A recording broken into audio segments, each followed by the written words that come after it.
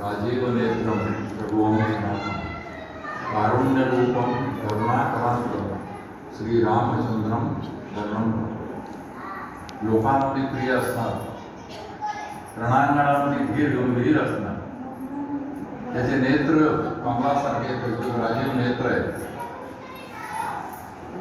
जो करुणेचा सागर आहे आणि त्याच्या कृपाचं सर्व जगाला प्राप्त होते अशा प्रभू रामचंद्राला मी मनापासून शरण जातो.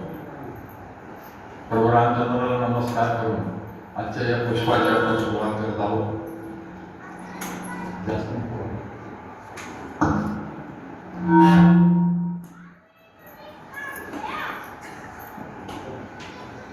मागचे 2 दिवस आपण अंगद आणि शत्रुघ्न या विषयावर बोलू. यामध्ये जर काही आपल्याला चांगलं आढळलं असलं, जर काही मनाला भावलं असलं, तर ती त्या प्रभू रामाची कृपा आहे, त्या रामकथेचा जो प्रभाव आहे. पण जर काही त्रुटी राहिल्या असतील, काही कमी राहिली असेल, तर ती माझ्या अभ्यासातली, माझ्या प्रस्तावनेतली, माझ्या प्रस्तुतीकरणातली त्रुटी समजून आपण मला क्षमा करा अशा अपेक्षा. आज पहिले 2 दिवस आपण जी पात्र घेतली होती ती दोन्ही पुरुष पात्र. आज पहिल्यांदा आपण एक स्त्री पात्र घेत आहोत, ती आहे उर्मिला. उर्मिला इतकं विलक्षण व्यक्तिमत्व आहे आणि नात्यांची इतकी गुंतागुंत आहे की ते समजायला बराच काळ झाला. पहिल्यांदा आपण अर्थ समजून घेऊया तर उर्मिलेचा अर्थ काय. उर्मिलेचा अर्थ आहे नम्रता किंवा जादुईपणा. उर्मिलेचा दुसरा अर्थ आहे उर अधिक मिला, जे 2 हृदय एकमेकाशी जुळले गेलेले, त्याचं नाव उर्मिला. आपल्याला कल्पना आहे की उर्मिला ही मिथिलेचा राजा जनक आणि त्याची पत्नी सुनयना यांची कन्या. जनकाला सीता सापडली जेव्हा त्यांची भूमी नांगरत होते, त्यावेळी त्यांना त्या पेटीमध्ये सीता सापडली आणि त्या सीतेला त्यांनी आपली कन्या मानली आणि कन्या मानूनच तिचा सांभाळ केला.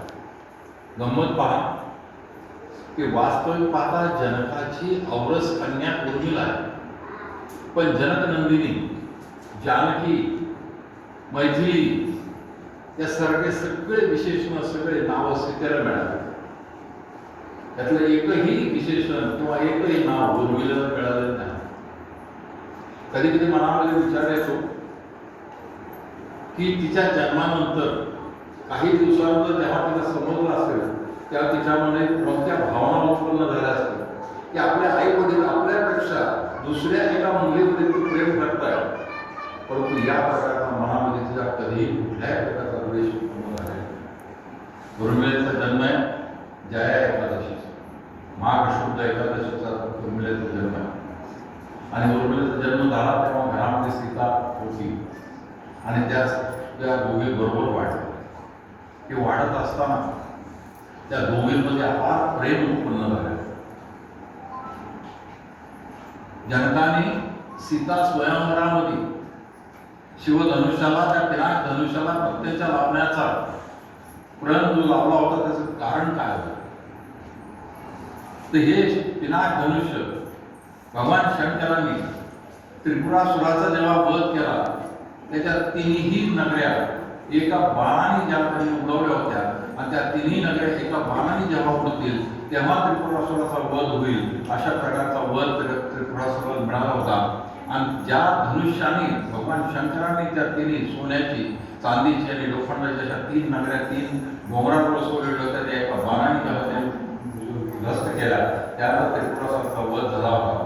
आणि त्यानंतर ते पिनाक धनुष्य भगवान शंकरांनी भगवान परशुरामांना दिलं होतं. पण भगवान परशुरामांची एक सवय होती, ती एका जागी थांबत नव्हतं. ते संपूर्ण त्रिखंडात सतत भ्रमण करत होते आणि त्यामुळे त्यांना असं वाटलं की हे पिनाक धनुष्य घेऊन भ्रमण करताना अडचणी येत आहेत की धनुष्य कुठंतरी एका ठिकाणी सुरक्षित ठेवायला हवं. आणि त्यांना त्यावेळी ज्याला राजर्षी अशी उपाधी दिलेली आहे, अशा जनकाच्या ठिकाणी ते गेले आणि जनकाला त्याने सांगितलं की हे धनुष्य तू सांभाळ. समजायला आपल्याला, परंतु जेव्हा ते परशुरामाने जनकाला धनुष्य दिलं आणि त्यानंतर ते धनुष्य एका महालामध्ये एका खोलीमध्ये नेऊन ठेवायचं असं सांगितलं जातं की 100 जे सैनिक आहेत त्यांनी जेव्हा ते धनुष्य उचललं तेव्हा ते धनुष्य तिथून ओढत घेऊन त्यांनी त्या एका कक्षामध्ये ते ठेवलं. बरेच दिवस झाले त्या कक्ष उघडला गेला नाही. एके दिवशी सीता तिथे गेली. सीता गेल्यानंतर तिने पाहिलं की या सगळ्या खोलीमध्ये सगळा कचरा पडला आहे. तिने साफ करावा असं समजून ते साफ करायला सुरुवात केली आणि साफ करायला सुरुवात करताना तिने एका हाताने ते धनुष्य उचललं, त्या धनुष्याखाली झाडून तिने मारला आणि हे पाहिलं उर्मिले. ते उर्मिलेने पाहिल्यानंतर तिथला ते समजलं की सीता ही माझी बहीण आहे, माझी मैत्रीण आहे, पण हिच्यामध्ये एक अलौकिक शक्ती आहे. त्यानंतर उर्मिला सुद्धा सीतेची भक्ती करायला लागली. तिने ती गोष्ट जनकाला सांगितली. त्यानंतर सेवक आले, सगळ्यांनी पाहिलं, जनकापर्यंत गेलं. मग तेव्हा ज्या धनुष्याला कमी वयातल्या सीतेने एका हातात उचललं त्या धनुष्याची प्रत्यक्षातून घडवणार असेल, तो देत असेल असं